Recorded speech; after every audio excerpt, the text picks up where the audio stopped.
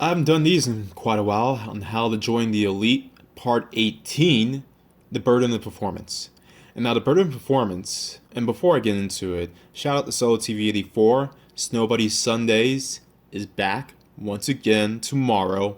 The link will be in the description. So go on ahead and put that on your reminder to do if you want to hear me blabbering on and Solo just laughing his ass off, as well as we'll be talking about some interesting topics to say the very least. Snow Bunny Sundays tomorrow, go on ahead and check it out. But as far as this subject, the burden of performance, what I've noticed as of late, and this is not a recent phenomenon, but this is something that has been more apparent as the years have gone by, on how a lot of guys out there do not embrace this fact about life. Because the burden of performance is a fact about life, particularly a fact that successful people go through and still go through to the very day. The burden of performance specifically. Now, I haven't looked up the definition of it because I wanted to give my own interpretation on what I understand and have retrieved from people like Rollo Tomasi and Abu American. These are the main guys that I've heard that term from. I know it's not the most used term in the manosphere, but it is a term nonetheless. But the burden of performance is basically the expectation that you as an individual, particularly as a man, you are an ever-improving product that gets better by the day. Meaning you are responsible for pushing yourself in any sort of shape, in any sort of form that helps you evolve beyond what you were before.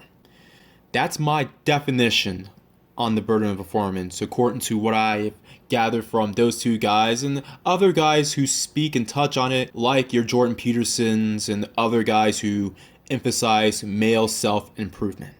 Now, as far as the burden of performance and how a lot of you guys have avoided it, this is probably the reason why it doesn't get mentioned as much, and that because a lot of guys these days, especially you got your soy boy guys to the left and your neckbeards to the right, a lot of you guys feel as if it's not your responsibility to do anything for anybody, even for yourselves. Now, you have some MGTOW guys who will say, well, I'm not doing this for women. The burden of performance is only to impress women and for women to get your money and for them to dump you and go with Chad and Tyrone. Go MGTOW. No, I'm not preaching the burden of performance as a way to get chicks.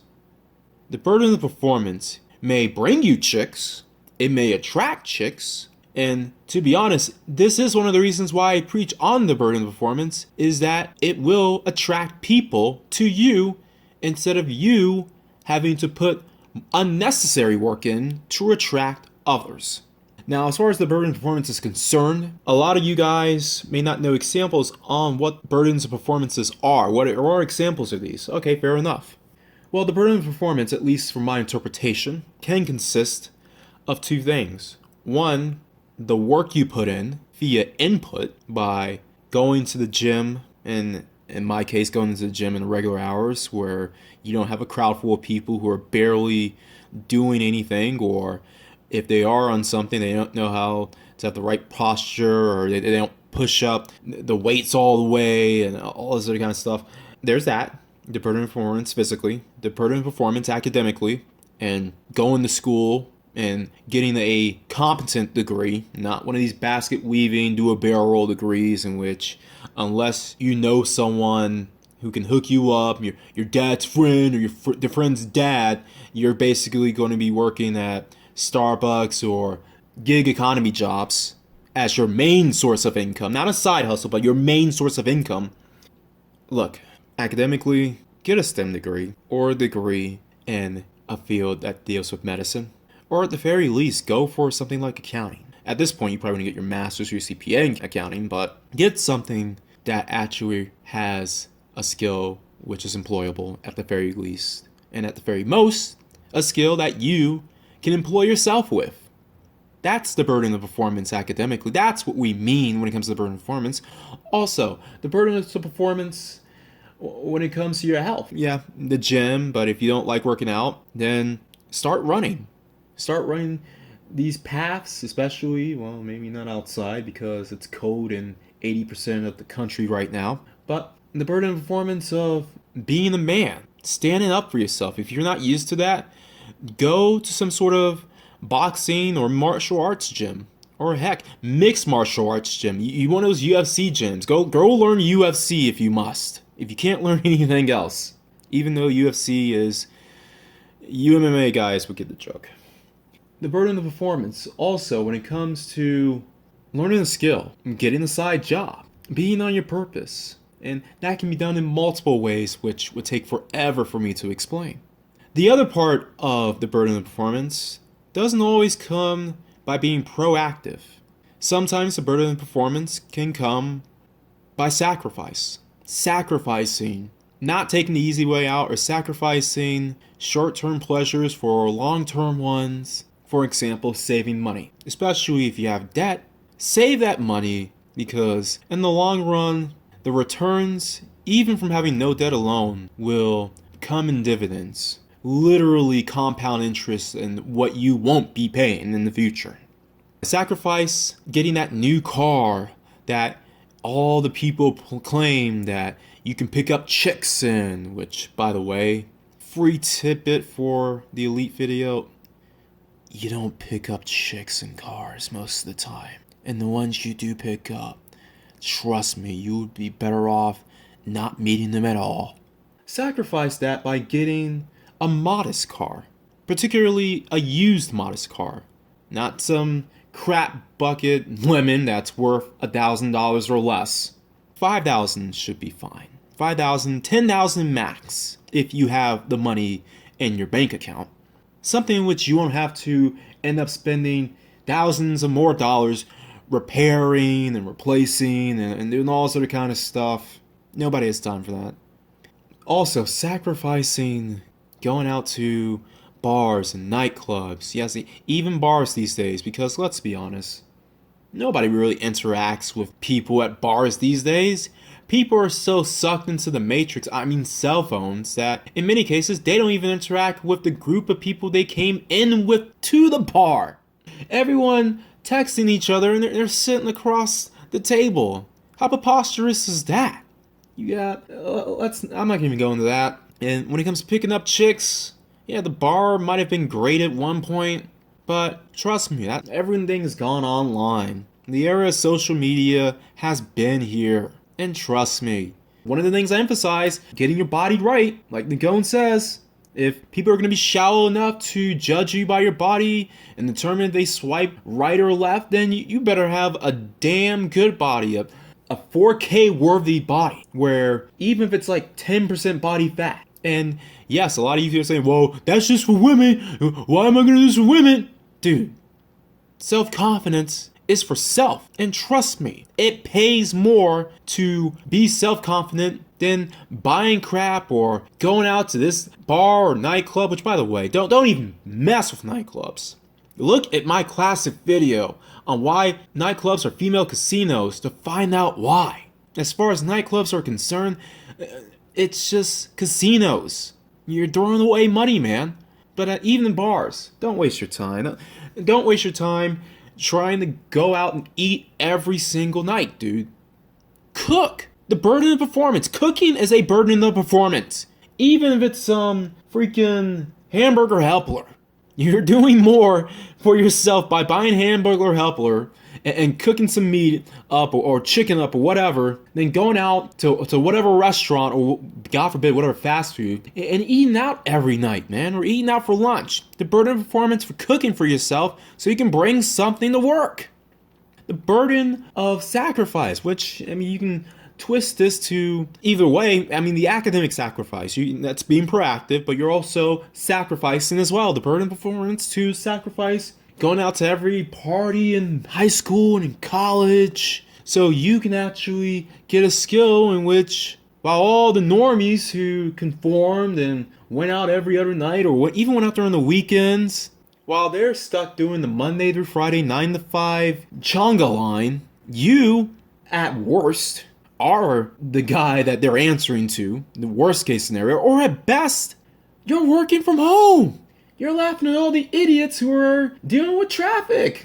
Look at these normies thinking they are doing something by living it up, living their best lives in middle and high school. You guys who had your best lives in middle and high school, you guys are pathetic, and you guys are something else. Even in college, you dude bros out there who are like, man, I'm poor man. I'm gonna hang out with my man, dude master bro, and we're gonna light it up and GTO'd up. And you guys didn't embrace the burden of performance early. You guys are suffering now because of your lack of embracing the suck. The burdens of performance sucks. I'll be the first one to admit it. But not embracing that burden of performance swallows. In any case, you can be one of these guys who, like I detailed, sacrifice. Oh yeah, also sacrifice for you guys out there who are looking for houses. Unless you're really settled into where you want to live in, sacrifice getting that nice house or sacrifice that nice condominium to live somewhere decent. And no, I'm not saying live somewhere in the hood or with a 350 square feet efficiency studio. I'm not saying go all the way down there. But if you embrace the burden of performance, a lot of these things that a lot of people end up doing, or a lot of people end up growing through, like bad health conditions, like bad relationships, if any relationships. I mean, you got these guys who are talking about, I can't get a woman, I'm going MGTOW, when in reality they're just a bunch of incels. They didn't embrace the burden of performance. Not for women, for themselves. These same individuals were complaining about their lives. Somewhere in their lives, they didn't embrace a burden of performance. And now you're looking at them being their on-call therapists as they talk to you about how, well, no girls will look at me, or my wife doesn't put out anymore, or I can't find a man, or I'm so deep in debt.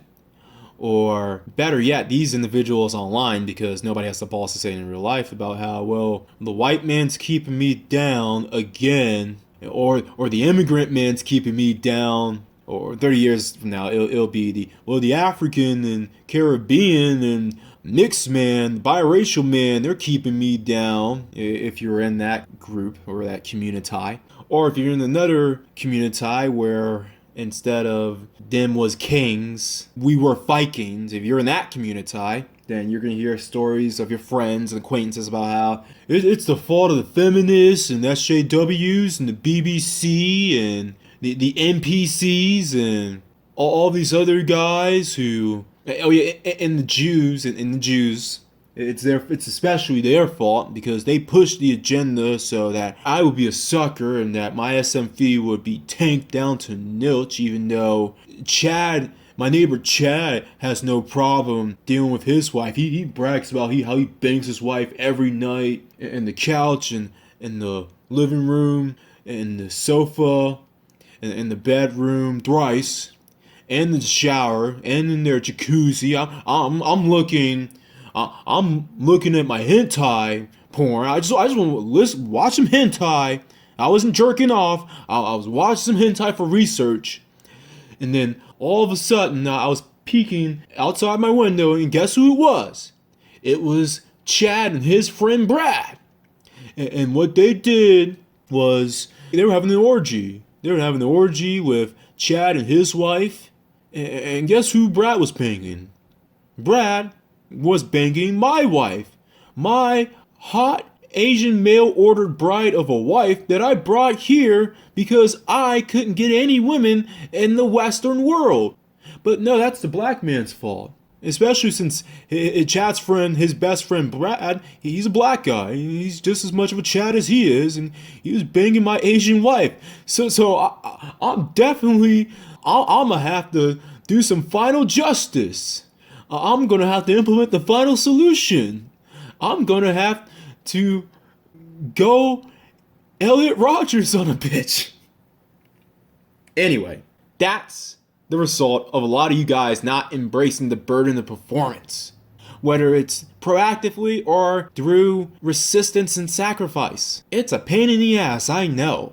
And this is not the most fun video that will get all these views, especially since I labeled this video how to join the elite, because a lot of people, for some reason, they'll bitch about they'll listen to videos about people bitching about the elite, the elite, they're coming to take your jobs. They're shipping your jobs away, and the immigrants are getting your jobs, and the BBC, they're coming to take your jobs too. And Chad Chang, they're taking your jobs because of H-1B visas, even though they busted their asses, and their dads were like, are you a doctor yet? And are you engineer at least yet? And they're like, no. And they're like, oh, come talk to me when you're a doctor. Come talk to me when you're an engineer. And then they busted their ass. And they busted their ass for like 15 years to get that 6-figure salary job. But they're only handing it to H-1B visa guys. And that's why you can't get a job. That's why you can't perform. Because the elite, you guys will listen to all sorts of videos talking about how the elite's doing this and the elite's doing that. But when you're given free steps or quasi-free steps on how to join the elite, it's like, oh, see, no. Oh, it's not entertaining. He's not interesting. He's not jumping up and down. He's not doing jumping jacks. He's not talking about how scraggle daggles are annoying, which they are, but he's not talking about that all day. He's not talking about how the feminists or SJWs and their pixie haired little runts who will only put out to the black guy and which, especially you Americans, you American guys who complain and bitch about that. About how Becky's going after Tyrone and Mass. You think America's bad. You think the land where your ancestors rigged everything. And I'm not on one of these black power, blame Whitey kind of tensions and channels, but you got guys who will point out some fair and balanced truth, shout out to LAR movement, who will say that this country's rigged and it's been rigged in your favor, and the fact that you guys have basically used the most rigged country for your kind of men just to be lazy soy boys to the left or fat neckbeards to the right. Don't go to Canada or Europe or Australia. You guys wouldn't survive. No wonder why you guys were kicked out of those countries. Anyway. And you mediocre Negroes too. You've had the media basically dumb down the expectations and socially program black women to think that the more ignorant you are, that the more ignorant you is, the better you is and the more swag you have. So, I mean, you guys have some of the lowest standards. But some of you guys would even have even lower standards of yourselves to the point in which you even fail to burden the performance to the point in which, heck, some of these black women, honestly, they just want a dude with a decent job, a decent place, and a decent car. And some of you guys, because you've been so immersed in trying to impress the lowest of the daggle, you guys are so destitute, it's not even funny. Anyway, embrace the burden of performance. You'll be better off for it. You'll even put less work in the long run. And you'll thank me later. Everyone else out there, always bet on X.